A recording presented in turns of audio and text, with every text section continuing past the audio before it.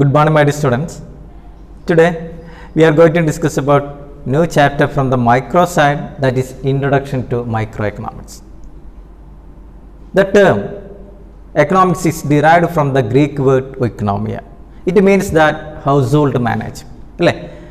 ഇപ്പോൾ നമുക്ക് എക്കണോമിക്സ് എന്താണ് എന്നുള്ളത് ചോദിച്ചു കഴിഞ്ഞാൽ ഒരു സിമ്പിൾ ഡെഫിനിഷൻ ഇതിൽ പറയുന്നുണ്ട്.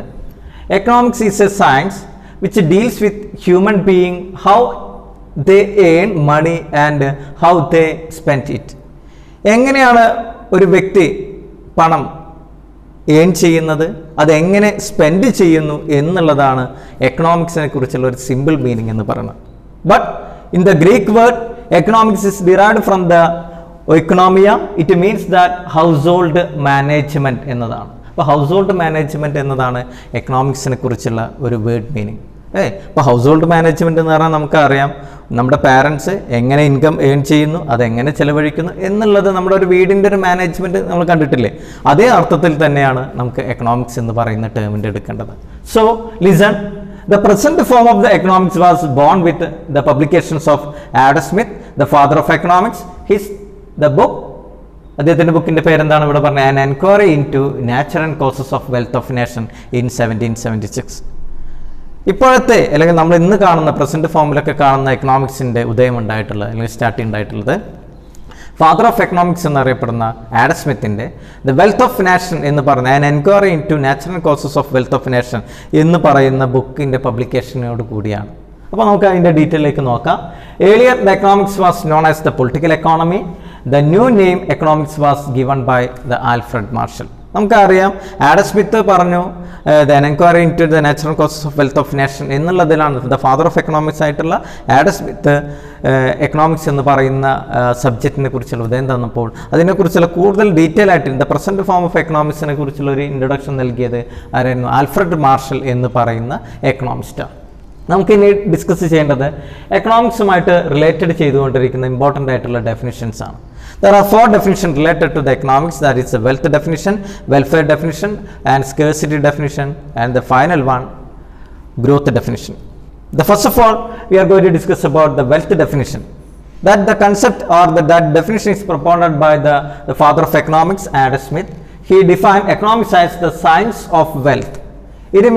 This means that economics studies the production and the consumption of the wealth. അല്ലേ, ഒരു വെൽത്തിൻ്റെ പ്രൊഡക്ഷൻ എങ്ങനെ നടത്തുന്നു, അതിൻ്റെ കൺസംഷൻ എങ്ങനെ നടത്തുന്നു എന്നുള്ളതാണ് എക്കണോമിക്സ് എന്നിൽ ആഡം സ്മിത്ത് എക്കണോമിക്സ് എന്ന് പറയുന്ന ടേമിനെ കുറിച്ച് വിശകലനം ചെയ്തത്.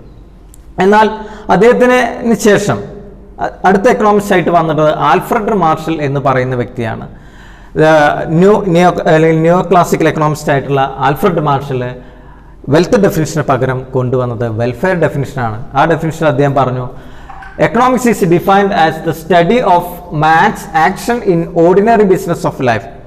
The welfare, how to attain the welfare, അല്ലേ, വെൽത്ത് മാത്രം പോരാ, വെൽഫെയറും കൂടി അറ്റൈൻ ചെയ്യുന്ന കാര്യം കൂടിയാണ് എക്കണോമിക്സ് എന്നുള്ള രീതിയിൽ ആൽഫ്രഡ് മാർഷൽ പറഞ്ഞു.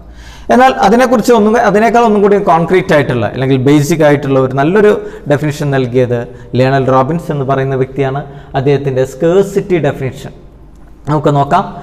He is defined as economics as a science which studies the human behavior as the relationship between ants and scarce means, which have the alternative use എന്ന് പറയുന്നതാണ്. അതായത് നമുക്കറിയാം, നമ്മുടെ സൊസൈറ്റിയിൽ human wants R unlimited and the resources R limited. അല്ലേ, resources വളരെ കുറവും human വാണ്ട്സോ വളരെ അധികവുമാണ്. അപ്പോൾ റിസോഴ്സസ് വളരെ കുറച്ചാകുമ്പോൾ ഹ്യൂമൻ വാണ്ട്സ് കൂടുതലുമാകുമ്പോൾ ആവശ്യങ്ങൾ നമ്മൾ നിവർത്തിക്കാൻ വേണ്ടി, നമ്മൾ ഉപയോഗപ്പെടുത്താൻ വേണ്ടിയിട്ട് നമ്മുടെ മൈൻഡിൽ എങ്ങനെയാണ് അത് യൂട്ടിലൈസ് ചെയ്യുന്നത്, അല്ലെ, how to utilise the scarce resources in a better way, that is the term meaning or that is the definition related to the scarcity. അപ്പോൾ സ്കേഴ്സിറ്റി ഡെഫിനിഷനിൽ the relationship the unlimited wants lead to the problem of choice, that is the economics problem. അല്ലേ, എക്കണോമിക്സിൽ unlimited wants ഉണ്ടാകുമ്പോൾ എന്തുണ്ടായിരിക്കുന്നു? Economic problem ഉണ്ടാവും. So how to utilise the scarce resources in a better way, that is the definition, that is the core meaning related to the scarcity definition. Finally, the last definition is given by the Professor P.A. Samuelson. Its definition is known as the growth definition. According to Paul Samuelson, the entire growth of an economy that is related to economics. Economics എന്ന് പറയുന്നത് ഒരു എക്കോണമിയുടെ entire growth ആണ്, all round development, all round growth of all the economy. That is he specify, അദ്ദേഹം specify ചെയ്തത് all round growth of an എക്കോണമിയാണ്. അപ്പോൾ അതിൽ പറയുന്നത് economics should also make an enquiry to accelerate the rate of growth and promote social welfare. Economic growth promote ചെയ്യുന്ന social welfare ഒന്നുകൂടി flourish ചെയ്യിക്കുക എന്നത് കൂടിയാണ് അദ്ദേഹത്തിൻ്റെ ഡെഫിനിഷൻ. അപ്പം 4 ഡെഫിനിഷൻ എന്ന് പറഞ്ഞാൽ there are 4 definition: growth definition, wealth definition, welfare definition, scarcity definition and growth definition. Then we are going to discuss about the important books of these economics. The first one, Adam Smith. Adam Smith in the book in the period The Wealth of Nation. അദ്ദേഹത്തിൻ്റെ detail ആയിട്ട് ബുക്കിൻ്റെ പേര് an enquiry into natural causes of wealth of nation. It's published by in 1776.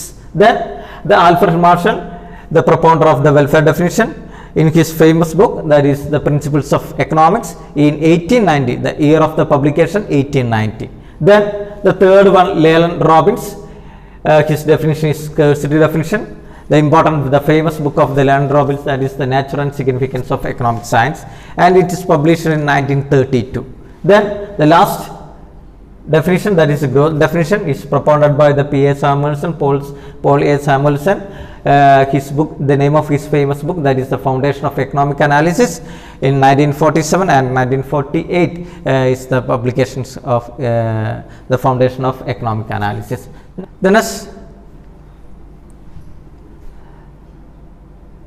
next topic, major types of economy. You are already learned from your 10th standard different different types of economy, that is capitalist economy, socialist economy and the mixed economy. The next topic, major types of economy. You are already learned this topic from your 10th standard, that is capitalist economy, socialist economy and mixed economy. So for more detail, we are going to discuss about what are the different types of economy. The first one, market economy or capitalist economy. And ism based on the capital, it is known as capitalist economy.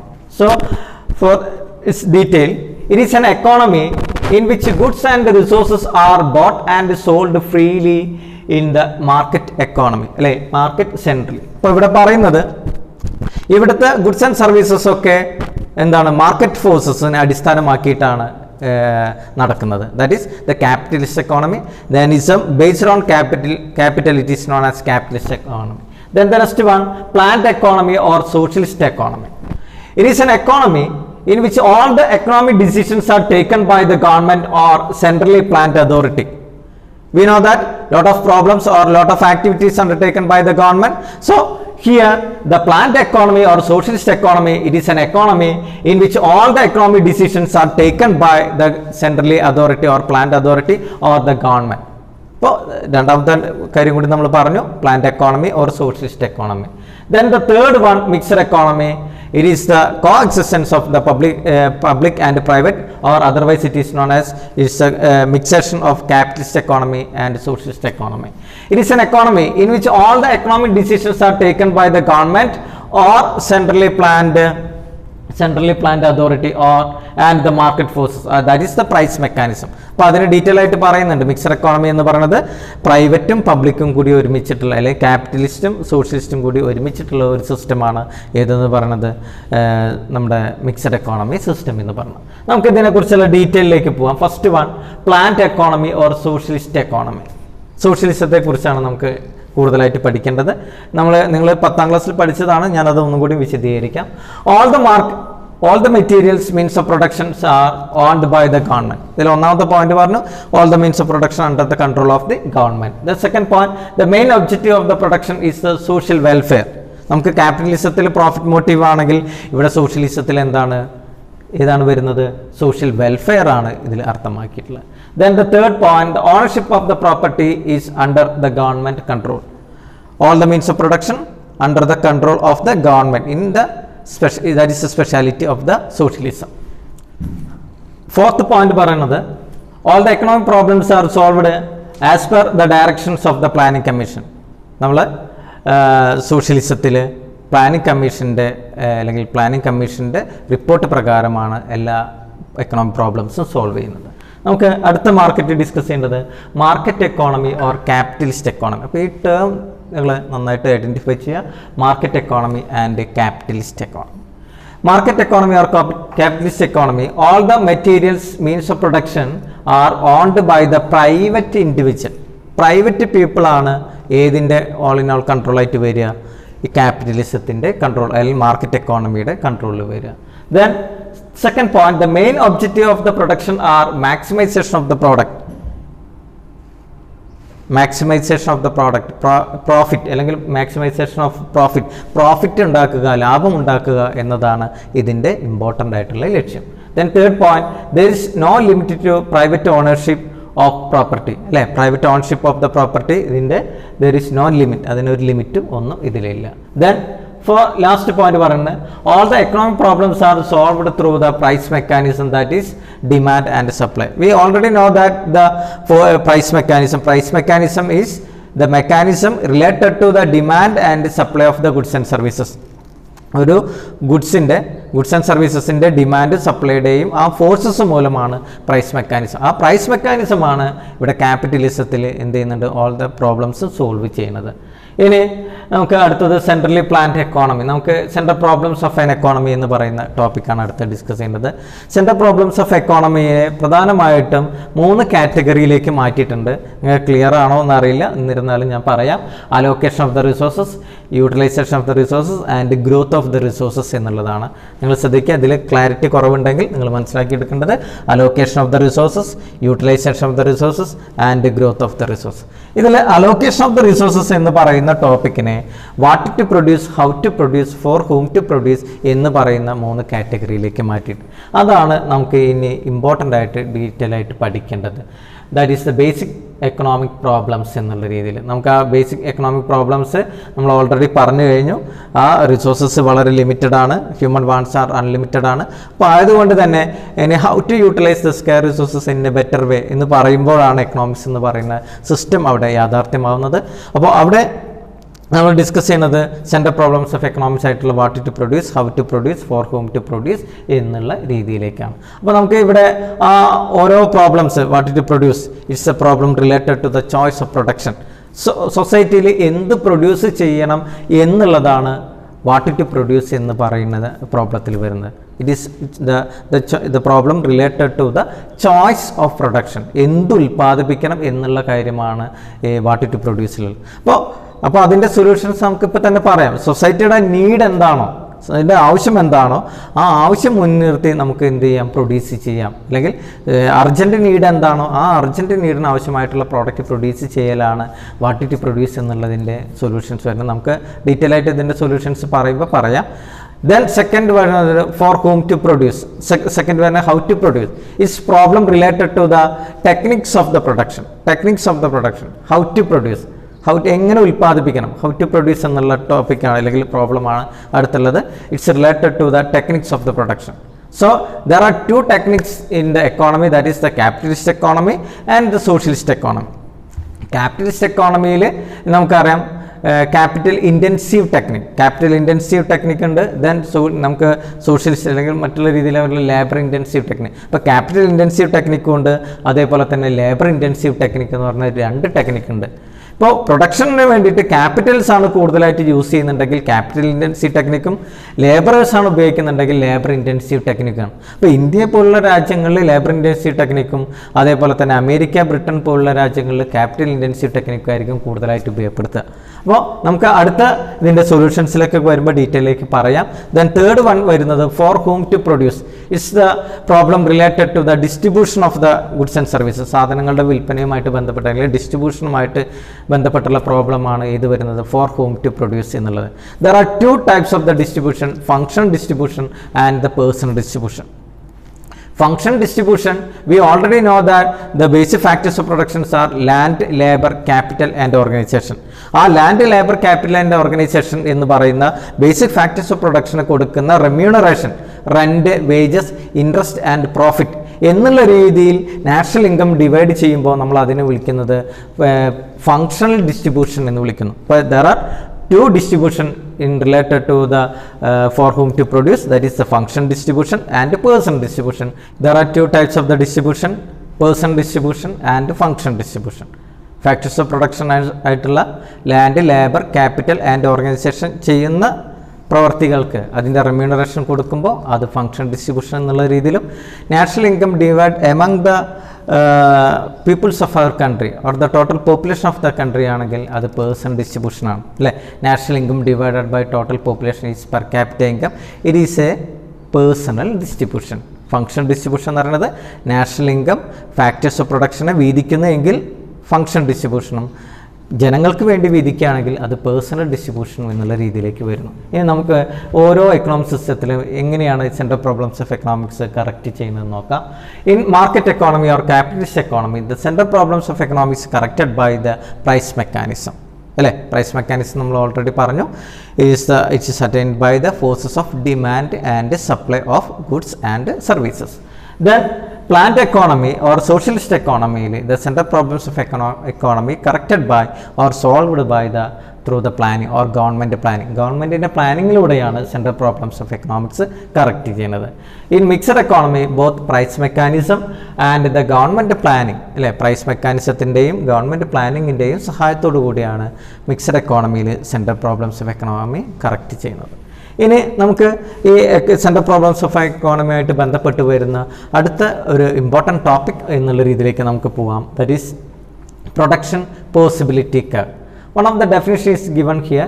That is the production possibility curve which shows the various alternative production possibilities which can be produced with the given resources and the techniques of production. Production possibility അല്ലേ, production possibility എന്ന് പറഞ്ഞാൽ നമ്മുടെ രാജ്യത്തെ available റിസോഴ്സസും available ടെക്നോളജിയും available factors of പ്രൊഡക്ഷനൊക്കെ ഉപയോഗപ്പെടുത്തിക്കൊണ്ട് നമുക്ക് പരമാവധി produce ചെയ്യുന്ന രണ്ട് ഗുഡുകളുടെ കോമ്പിനേഷൻസിനെ എന്തെന്ന് വിളിക്കാം, production possibility frontier or production possibility curve എന്നുള്ള രീതിയിലേക്ക്. It is A combinations of two goods that can be produced with available technology and available resources fully and efficiently utilized. That is the theory related to the production possibility curve. So we can see that one of the production possibility curve from this table. ഒരു ടേബിളിൽ നിങ്ങൾക്ക് കാണാം production possibility curve. ഇവിടെ രണ്ട് ഗുഡുകൾ here the production അല്ലെങ്കിൽ A എന്ന് പറയുന്ന product cotton എന്ന് കൊടുത്തിട്ടുണ്ട്, ഇവിടെ വീറ്റ് എന്നുള്ള ഇതിലുണ്ട്. അപ്പോൾ നമ്മുടെ രാജ്യത്തുള്ള അവൈലബിൾ റിസോഴ്സസും അവൈലബിൾ ടെക്നോളജിയും അവൈലബിൾ മെത്തഡൊക്കെ ഉപയോഗിച്ചുകൊണ്ട് തന്നെ നമുക്ക് പ്രൊഡ്യൂസ് ചെയ്യാവുന്ന രണ്ട് ഗുഡുകളുടെ ഒരു കോമ്പിനേഷൻസാണ് ഇവിടെ കാണിക്കുന്നത് പ്രൊഡക്ഷൻ പോസിബിലിറ്റി കർവ് എന്നുള്ള രീതിയിൽ ഇവിടെ കൊടുത്തിട്ടുണ്ട്. അപ്പോൾ നമുക്ക് ഇതിൻ്റെ ഒരു കർവിൻ്റെ രൂപമാണ് നമ്മൾ കൊടുത്തുള്ളത്. അതിൽ വരുന്ന ചേഞ്ചസിലേക്ക് നമുക്ക് രീതിയിലേക്ക് ഒന്ന് ഡിസ്കസ് ചെയ്യാം. Shift in production possibility curve. Production possibility കർവിൽ ഷിഫ്റ്റുകൾ അല്ലെങ്കിൽ ചേഞ്ചസ് സംഭവിക്കാം. നമ്മുടെ എക്കോണമി ഇൻക്രീസ് ചെയ്യുക അല്ലെങ്കിൽ ബൂസ്റ്റ് ചെയ്യുന്നുണ്ടെങ്കിൽ production possibility curve upward or rightward ആയിട്ട് ഷിഫ്റ്റ് ചെയ്യും. നമ്മുടെ എക്കോണമിയുടെ ഉയർച്ച കാണിക്കുമ്പോൾ അപ്വേർഡ് ഷിഫ്റ്റ് കൊടുക്കുക. ദെൻ എക്കോണമി സ്ട്രിങ് ചെയ്യുക അല്ലെങ്കിൽ നമ്മൾ അത് ചുരുങ്ങുന്ന രീതിയിലാണെങ്കിൽ, തകർച്ച നേരിടുന്നതാണെങ്കിൽ, ഇപ്പോൾ സുനാമിയോ അതല്ലെങ്കിൽ നമ്മുടെ എക്കോണമിയിൽ ഇപ്പോൾ ഈ കോവിഡിൻ്റെ കാരണം കൊണ്ടൊക്കെ തകർച്ച നേരിട്ടുകൊണ്ടിരിക്കുകയാണ്. അങ്ങനെയാണെങ്കിൽ production possibility curve downward or left word shift ചെയ്യുകയും ചെയ്യുന്നു എന്നുള്ള രീതിയിൽ നിങ്ങൾക്ക് അതിൽ കാണാം. നമുക്ക് പ്രൊഡക്ഷൻ പോസിബിലിറ്റി കർവിനെ കുറിച്ചുള്ള ഒരു റിലേറ്റഡ് ചെയ്തിട്ടുള്ള ഒരു കൺസെപ്റ്റ് പഠിക്കാം. ഓപ്പർച്യൂണിറ്റി കോസ്റ്റ് എന്നതാണ്. ഓപ്പർച്യൂണിറ്റി കോസ്റ്റ് എന്ന് പറയുന്നത് opportunity cost or alternative cost of A producing 1 unit of a commodity X is the amount of commodity Y that must be sacrificed in order to use the resources to produce commodity X rather than the commodity Y. നമ്മൾ രണ്ട് commodity X എന്നുള്ള commodityയും Y എന്ന് പറയുന്ന commodityയും, ഇപ്പോൾ Y അല്ലെങ്കിൽ X എന്ന് പറയുന്ന commodity കൂടുതൽ പ്രൊഡക്ഷൻ നടത്തുന്നതിന് വേണ്ടിയിട്ട് Y എന്ന് പറയുന്ന പ്രോഡക്റ്റ് നമ്മൾ കുറയ്ക്കേണ്ടതായിട്ട് വരും അല്ലേ. അല്ലെങ്കിൽ Y എന്ന് പറയുന്ന പ്രോഡക്റ്റ് കൂടുതലായിട്ട് പ്രൊഡ്യൂസ് ചെയ്യണമെന്നുണ്ടെങ്കിൽ X എന്ന് പറയുന്ന പ്രോഡക്റ്റ് പ്രൊഡ്യൂസ് ചെയ്യുന്നത് നമുക്ക് കുറയ്ക്കേണ്ടതായിട്ട് വരും. ആ കുറയ്ക്കുന്ന അല്ലെങ്കിൽ സാക്രിഫൈസ് ചെയ്യുന്നതിൻ്റെ കോസ്റ്റാണ് ഏതെന്ന് പറയുന്നത് ഓപ്പർച്യൂണിറ്റി കോസ്റ്റ് എന്ന് പറയുന്നത്. So opportunity cost is also known as the transfer of earning എന്ന് പറയുന്നു, അല്ലെങ്കിൽ അതിനെ മറ്റൊരു രീതിയിൽ പറയാം ഓപ്പർച്യൂണിറ്റി ലോസ്റ്റ് എന്നുള്ള രീതിയിൽ പറയാം. Finally we can give the definition that is next best alternative forgone എന്നുള്ള രീതിയിലിരിക്കാം. അപ്പോൾ opportunity cost is the next best alternative forgone. So we are going to discuss about what is the word meaning related to the marginal opportunity cost. എന്താണ് marginal opportunity cost എന്നുള്ളത് നോക്കാം. Marginal opportunity MOC എന്ന് പറയുന്നത് is the rate at which the output of one commodity is sacrificed to produce one more unit of other commodity. ഇപ്പോൾ നേരത്തെ ഞാൻ പറഞ്ഞതുപോലെ opportunity cost എന്ന് പറയുന്നത് പറഞ്ഞു. അതിനോട് റിലേറ്റഡ് ചെയ്തുകൊണ്ട് നമുക്ക് പഠിക്കേണ്ട അടുത്ത ടോപ്പിക്കാണ് മാർജിനൽ ഓപ്പർച്യൂണിറ്റി കോസ്റ്റ്. അഡീഷണൽ ആയിട്ട് ഒരു ഗുഡ് പ്രൊഡ്യൂസ് ചെയ്യാൻ നമ്മൾ ആദ്യം പ്രൊഡ്യൂസ് ചെയ്യുന്ന ഗുഡ് എത്രത്തോളം കുറയ്ക്കേണ്ടതായിട്ട് വരുന്നു, എത്രത്തോളം സാക്രിഫൈസ് ചെയ്യേണ്ടതായിട്ട് വരുന്നു എന്നതാണ് മാർജിനൽ ഓപ്പർച്യൂണിറ്റി കോസ്റ്റ്. അപ്പോൾ അങ്ങനെയാണെങ്കിൽ നമ്മൾ അതിനൊരു ഇക്വേഷൻസ് നമുക്കിവിടെ കാണാം. Marginal opportunity cost is equal to delta Y by delta X അല്ലേ. ഇപ്പോൾ നമ്മൾ ഒരു ഗ്രാഫ് വരയ്ക്കുകയാണെങ്കിൽ വൈ ആക്സിസ് ഉണ്ടാവും, എക്സ് ആക്സിസ് ഉണ്ടാവും.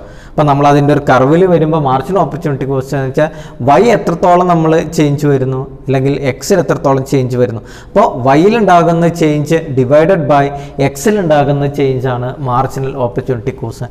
Delta Y divided by delta X എന്നതാണ് മാർജിനൽ ഓപ്പർച്യൂണിറ്റി കോസ്റ്റ് എന്ന് പറയുന്നത്. അപ്പോൾ മാർജിനൽ ഓപ്പർച്യൂണിറ്റി കോസ്റ്റ് എങ്ങനെ കാൽക്കുലേറ്റ് ചെയ്യുന്നു എന്നുള്ളത് നോക്കാം. നിങ്ങൾക്ക് ഇവിടെ ഒരു ടേബിൾ കാണാം. These are the combinations or the production possibility combinations കൊടുത്തിട്ടുണ്ട്. A, B, C, D, E, F എന്ന് പറയുന്ന combinations, and there are two goods, that is one is wine and another is cotton. Suppose the entire resources or entire factors of production are used for production only the wine അല്ലേ. ഇപ്പോൾ the first combination നോക്കുകയാണെങ്കിൽ ഇവിടെ cotton എന്ന് പറയുന്ന product produce ചെയ്യുന്നില്ല, full resources എന്തിനെ ഉപയോഗപ്പെടുത്തുന്നു, wine എന്ന് പറയുന്ന സാധനം പ്രൊഡ്യൂസ് ചെയ്യാനായിട്ട് ഉപയോഗപ്പെടുത്തുന്നു. അപ്പോൾ ഇവിടെ മാർജിനൽ ഓപ്പർച്യൂണിറ്റി കോസ്റ്റ് ഇല്ല, ഡെൽറ്റ ഇത് നമ്മൾ ഇതിൽ ഇൻക്രീസ് ചെയ്യുന്നില്ല, ഇതിവിടെ ഡിക്രീസ് ഫസ്റ്റ് ഇതിൽ വരുന്നില്ല. അപ്പോൾ അതുകൊണ്ട് തന്നെ മാർജിനൽ ഓപ്പർച്യൂണിറ്റി കോസ്റ്റ് ഫസ്റ്റ് നമ്മൾ ഡാഷ് ഇട്ടു. ഇനി രണ്ടാമത്തെ നോക്കാം.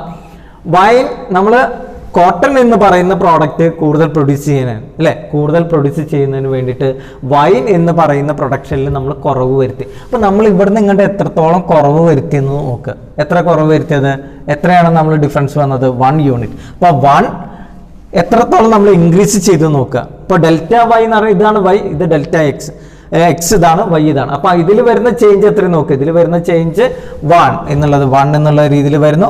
1 divided by 1 is equal to answer 1 എന്നുള്ള രീതിയിലേക്ക് വന്നു. ഇനി നമ്മൾ മാർജിനൽ ഓപ്പർച്യൂണിറ്റി കോസ്റ്റ് രണ്ടാമത്തെ സി എന്ന് പറയുന്ന കോമ്പിനേഷൻ നോക്കാം. ഇവിടെ എത്രയാണ് കുറച്ചിട്ടുള്ളത്, 14 എന്നുള്ളതിൽ നിന്ന് 12 എന്നുള്ള രീതിയിലേക്ക് ഡിക്രീസ് ചെയ്തു അല്ലേ. 14, 12 എന്നുള്ള രീതിയിലായി. അപ്പോൾ ഇവിടുത്തെ ഡിഫറൻസ് 2, ഇവിടെ നിന്നുള്ള ഡിഫറൻസ് 1. അപ്പോൾ 2 divided by 1 is equal to answer 2 എന്നുള്ള രീതിയിൽ മാർജിനൽ ഓപ്പർച്യൂണിറ്റി കോസ്റ്റ് 2 എന്നുള്ള രീതിയിൽ കിട്ടി. ഇനി ഇവിടെ നിന്ന് വരുന്ന ഡിഫറൻസ് നോക്കുക, 12 and 9 ആണ്. The difference between 12 and 9 is 3 അല്ലേ. 3 യൂണിറ്റ് സാക്രിഫൈസ് ചെയ്തിട്ടുണ്ട്. ഡെൽറ്റ വൈ എന്ന് പറയുന്നത് 3 യൂണിറ്റ്, ഡെൽറ്റ എക്സ് എന്ന് പറയുന്നത് 1 യൂണിറ്റ്. അപ്പോൾ 3 divided by 1 is equal to answer 3 എന്നുള്ള രീതിയിലേക്ക് വന്നു. ഇനി അടുത്തത് വരുന്നത് ഇതേ ഒരു പ്രൊസീജിയറിൽ ചെയ്തു. ഇവിടെ 4 യൂണിറ്റ്, ഇവിടെ നിന്ന് വരുന്ന ചേഞ്ച്, അപ്പോൾ മാർജിനൽ ഓപ്പർച്യൂണിറ്റി കോസ്റ്റ് 4 എന്നുള്ള രീതിയിൽ വന്നു. ഇവിടെ നിന്നുള്ള ചേഞ്ച് 5, ഇവിടെ നിന്നുള്ള 1, 5 divided by 1 is equal to, ഈ 5 എങ്ങനെ കിട്ടുമെന്ന് വെച്ചാൽ 5 divided by 1 is equal to അല്ലേ delta Y by delta X എന്നുള്ള രീതിയിലേക്ക് നമ്മൾ ചെയ്തപ്പോഴാണ് ആൻസർ കിട്ടിയിട്ടുള്ളത്.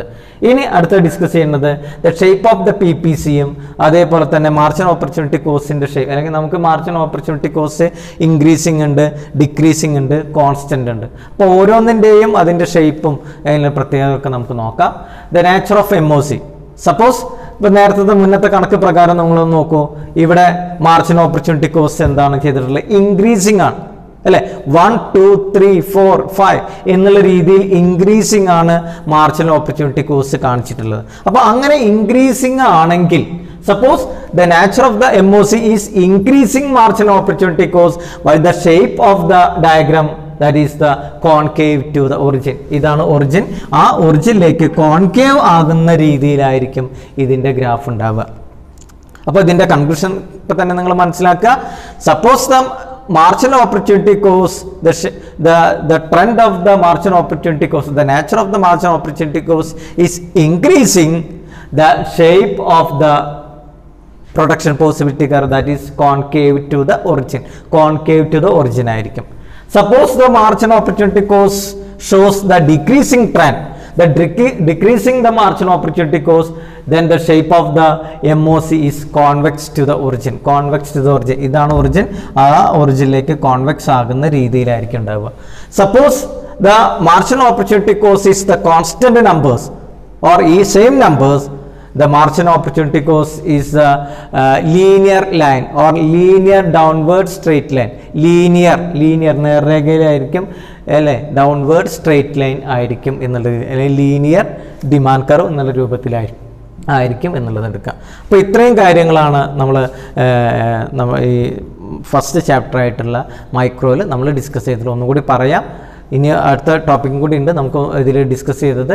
നമ്മുടെ definition related to the father of economics പറഞ്ഞു Adam Smith, then different definitions പറഞ്ഞു, wealth definition, welfare definition, scarcity definition and growth ഡെഫിനിഷനെ കുറിച്ച് പറഞ്ഞു. ദെൻ ഡിഫറെൻറ്റ് എക്കണോമിസ്റ്റുകളുടെ ബുക്കും അവരുടെ കാര്യങ്ങളും പറഞ്ഞു.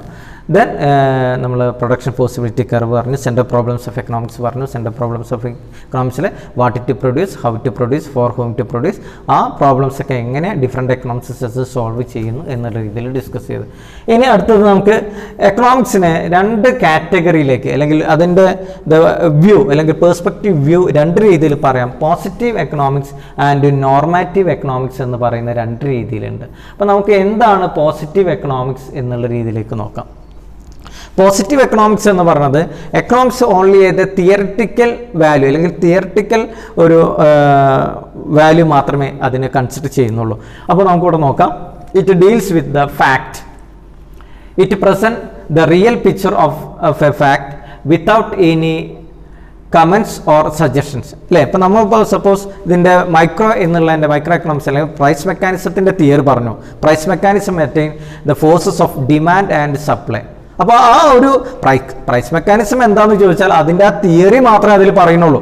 അല്ലാതെ ആ പ്രൈസ് മെക്കാനിസത്തിൽ അല്ലെങ്കിൽ ഡിമാൻഡിൽ എത്ര ചേഞ്ച് ഉണ്ടായി, സപ്ലൈയിൽ എത്ര ചേഞ്ച് ഉണ്ടായി, അതിനെക്കുറിച്ചുള്ള ഒരു വാട്ട് ഓട്ട് ടു ബി, അതിൻ്റെ ഒരു റിയാക്ഷൻസിൻ്റെ ഒരു ലെവലിലേക്ക് പോകുന്നില്ല. അപ്പോൾ പോസിറ്റീവ് എക്കണോമിക്സ് എന്ന് പറയുന്നത് ആ എക്കണോമിക്സിൻ്റെ ഒരു തിയററ്റിക്കൽ വാല്യൂ അല്ലെങ്കിൽ തിയററ്റിക്കൽ ഏരിയ അല്ലെങ്കിൽ അതിൻ്റെ ഫാക്റ്റ് മാത്രമേ പറയുന്നുള്ളൂ. ഇപ്പോൾ പോസിറ്റീവ് എക്കണോമിക്സ് എന്ന് പറയുന്നത് വാട്ട്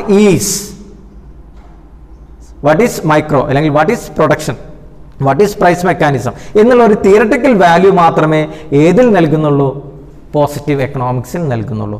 എന്നാൽ എക്കണോമിക്സിൻ്റെ തന്നെ അനദർ വ്യൂവിലേക്ക് പോവുകയാണെങ്കിൽ അല്ലേ, the another view of economics that is the normative economics. ആ നോർമാറ്റീവ് എക്കണോമിക്സിൽ എക്കണോമിക്സിൻ്റെ അതിൻ്റെ നമ്മൾ എന്താ പറയുക റിയാക്ഷൻസ് അല്ലെങ്കിൽ അതിൻ്റെ പോസിറ്റീവ് എന്ത്, നെഗറ്റീവ് എന്ത്, അതിൻ്റെ ഒരു feedback, positive impact negative impact ഒക്കെ ചർച്ച ചെയ്യുന്ന ഒരു മേഖലയിലേക്ക് പോവുകയാണെങ്കിൽ അത് നോർമാറ്റീവ് എക്കണോമിക്സ് എന്നുള്ള രീതിയിലേക്ക് എടുക്കാം. നോർമാറ്റീവ് എക്കണോമിക്സിൻ്റെ ഡീറ്റെയിലേക്ക് പോവാം. In the normative economics the norms of fact and recommended what ought to be, അതുകൊണ്ടുണ്ടാകുന്ന റിയാക്ഷൻസ് എന്താണ്.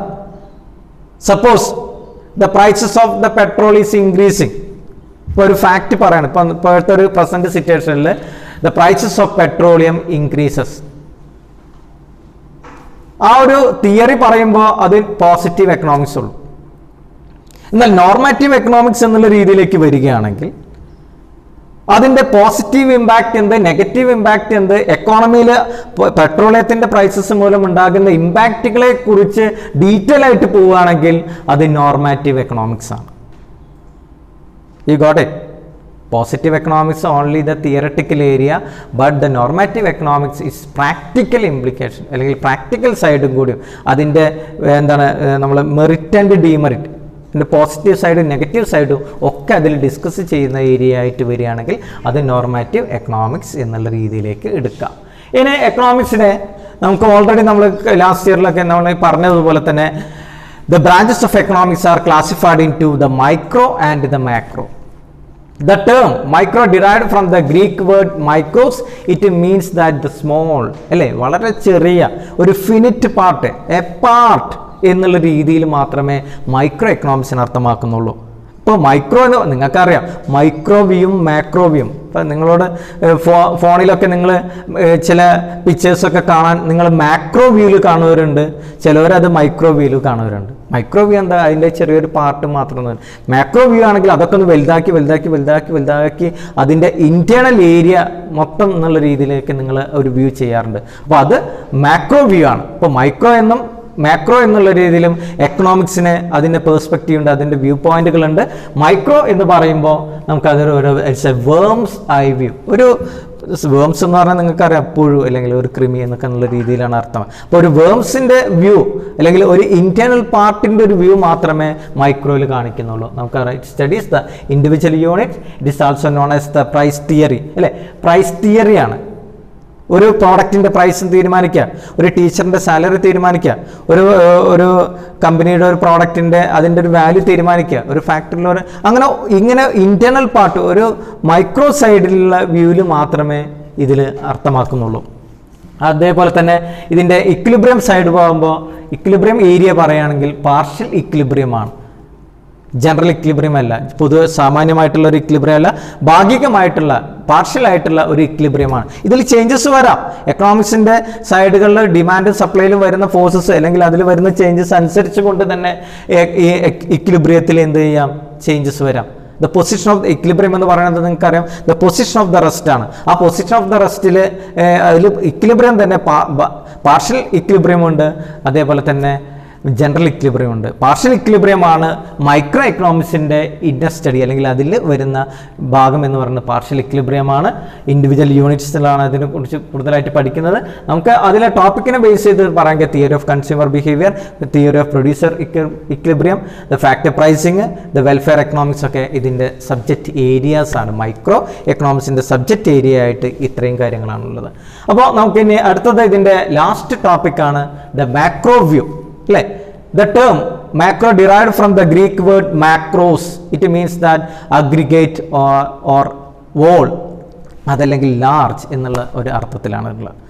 അപ്പോൾ നമ്മളൊരു മാക്രോ ഒരു one tree in A forest എന്ന് പറയുന്നത് മൈക്രോയും ദ എൻറ്റയർ ഫോറസ്റ്റ് എന്ന് പറയുന്നത് ഒരു മാക്രോ വ്യൂ ആണ്. ഇപ്പോൾ എസ്പെഷ്യലി എക്കണോമിക്സിൽ തന്നെ കെന്നത്ത് ബോൾഡിങ് എന്ന് പറയുന്ന ഒരു എക്കണോമിസ്റ്റ് ഉണ്ട്. അദ്ദേഹത്തിൻ്റെ ഒരു വ്യൂ ആണ് അല്ലേ ട്രീ ഇൻ എ ഫോറസ്റ്റ് എന്ന് പറയുന്ന ഒരു കാട്ടിലൊരു ചെറിയ മരത്തെക്കുറിച്ച് പഠന വിഷയമാക്കുന്നുണ്ടെങ്കിൽ മൈക്രോയും ദ എൻറ്റയർ ഫോറസ്റ്റ് ആണെങ്കിൽ നമുക്കത് മാക്രോ വ്യൂ ആണ്.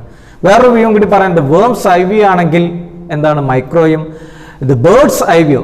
ബേർഡ്സ് ഐ വ്യൂ എന്ന ഉദ്ദേശം നിങ്ങളൊരു പരുന്ത് പറക്കുന്നത് ഇങ്ങനെ മനസ്സിലേക്ക് കൊണ്ടുവരിക. പരുന്ത് സാധാരണ താഴത്തേക്ക് വരുന്നത് കോഴിക്കുട്ടികളെ വേറെ എന്തെങ്കിലുമൊക്കെ റാഞ്ച് എടുത്ത് കൊണ്ടുപോകാൻ, പക്ഷേ അതൊരു ബേർഡ്സ് മുകളിൽ നിന്ന് അതൊരു വ്യൂ നടത്തുന്നുണ്ട് അല്ലേ, വളരെ മുകളിൽ നിന്നൊരു വ്യൂ നടത്തുന്നുണ്ട്. ആ വ്യൂ യഥാർത്ഥത്തിൽ എന്താണ്, മാക്രോ വ്യൂ ആണ്. Aggregate income, aggregate national income, aggregate employment, aggregate price level, the inflation തുടങ്ങിയ സബ്ജക്റ്റ് ഏരിയ ഒക്കെ ഏതുമായിട്ട് റിലേറ്റഡ് ചെയ്തുകൊണ്ടാണ് മാക്രോ എക്കണോമിക്സുമായിട്ട് റിലേറ്റ് ചെയ്യുന്നത്. നമുക്ക് എന്താണ് മാക്രോ എക്കണോമിക്സ് ഡീറ്റെയിൽ ആയിട്ട് സ്ലൈഡിൽ കൊടുത്തിട്ടുള്ള ഭാഗങ്ങളിലേക്ക് ഒന്ന് പോവാം. It studies the aggregates of an economic unit. It is also known as the income theory അല്ലേ. നമ്മൾ മൈക്രോയിൽ ഏത് തിയറിയാണ്, പ്രൈസ് തിയറി, എന്നാൽ മാക്രോയിലോ ഇൻകം തിയറിയാണ്. നേരത്തെ നമ്മൾ മൈക്രോയിൽ ഡിസ്കസ് ചെയ്തത് പാർഷ്യൽ ഇക്വിലിബ്രിയം ആണ്, but in here that is general equilibrium analysis ആണ്. ദെൻ അടുത്ത ഇതുമായിട്ട് റിലേറ്റഡ് ഉള്ള ചില ടോപ്പിക്കുകൾ പറയാം. നാഷണൽ ഇൻകം അക്കൗണ്ടിങ് ഉണ്ട്, ജനറൽ പ്രൈസ് ലെവൽ ഉണ്ട്, full employment, economic growth of business cycles, international trade തുടങ്ങിയ ഏരിയ ഒക്കെ ഇതുമായിട്ട് സബ്ജക്റ്റ് ഏരിയ ആണ്. എക്സാമ്പിളായിട്ട് പറയുകയാണെങ്കിൽ national income, GDP, total import, total export, inflation rate തുടങ്ങിയതൊക്കെ ഏത് രീതിയിൽ വരുന്നു, മാക്രോ എക്കണോമിക്സ് ആയിട്ട് വരുന്നു. നമുക്ക് ഈ ചാപ്റ്റർ ഒന്ന് സമ്മറൈസ് പറയാം. ഫസ്റ്റ് എന്താ പറയുന്നത്, the term meaning of economics is derived from the Greek word oikonomia. It means that the household management. Then next we have discussed the various theories related to the economics, that is the wealth definition, welfare definition, and scarcity and growth definition. It's propounded by Adam Smith, wealth definition, Alfred Marshall, welfare definition, Leonard Robbins, scarcity definition, and Paul Samuelson, growth definition. Then we have discussed the main central problems of an economy. Central problems of economy classified into three categories: allocation of the resources, utilization of the resources, growth of the resources. Then allocation of the resources further classified into three categories, that is what to produce, how to produce, and for whom to produce. How to produce is what to produce is the problem related to the choice of production, and how to produce is related to the problem of techniques, problem of technique. Then the third one, the choice of related to the distribution, the problem related to the distribution of the goods and services. Then we have discussed the production possibility curve. Production possibility curve is the combinations of two goods that can be produced fully and efficiently utilize the resources. എന്നുള്ള രീതിയിലേക്ക് പറഞ്ഞു. Production possibility കർവിൻ്റെ 3 type പറഞ്ഞു. ആ 3 ടൈപ്പിൽ increasing ഉണ്ട്, decreasing ഉണ്ട്, constant ഉണ്ട്. Then production possibility കർവിനോട് base ചെയ്തിട്ടുള്ള അടുത്ത ടോപ്പിക് നമ്മൾ പഠിച്ചത് opportunity cost, marginal opportunity cost, that is the next best alternative foregone. Then you also find out the equation related to the marginal opportunity cost, that is delta y by delta x എന്നുള്ള രീതിയിൽ പറഞ്ഞു. Then further concepts related to the natural income, the microeconomics and macroeconomics and positive economics and normative economics. ഇത്രയും ഏരിയയാണ് ഇതിലുള്ളത്. വളരെ എളുപ്പമുള്ളൊരു ചാപ്റ്ററാണ്. അപ്പോൾ ഇതിൻ്റെ നോട്ടും കാര്യങ്ങളൊക്കെ നിങ്ങൾക്ക് നൽകാം. നന്നായിട്ട് വർക്കൗട്ട് ചെയ്യുക, പഠിക്കുക. Okay, thank you my dear students.